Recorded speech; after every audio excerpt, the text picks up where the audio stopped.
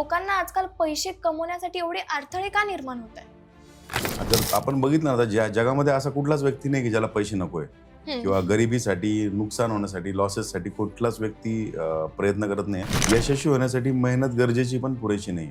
मग तुम्हाला सराउंडिंग जर चेंज करायची तर तुम्हाला साधारणतः यशस्वी लोकांचे म्हणजे आपल्याला काय अगदी अंबानीचे पोरच आपले मित्र असावे अशी गरज नाही. केअरसिटी म्हणजे गमावण्याची भीती. की पैसा जर मी असा ओपन हातात घेऊन चाललो तर कोणतरी ओढून घेईल. तुम्ही आयफोन 1.5 लाख रुपयाचा हातात घेऊन चालता, पण तुम्ही 1.5 लाख रुपयाचं बंडल हातात घेऊन चालू शकता का?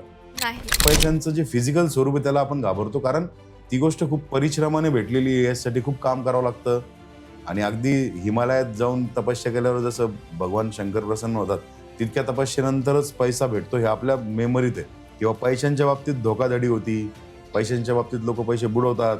याच्यामुळं त्या पैशांची भीती खूप साधारणतः हे व्हायला लागली.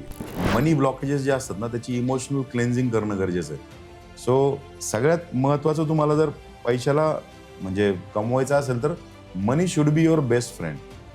तुम्हाला पैसे बाळगताना भीती नाही वाटली पाहिजे, चोरीला जाण्याची एन्झायटी तुमच्या डोक्यात नाही आली पाहिजे. तुम्हाला पैसे कम्फर्टेबली कॅरी करता आले पाहिजे आणि तुम्ही सतत पैसे बघायला पाहिजे, याला वॉच युअर मनी म्हणतात.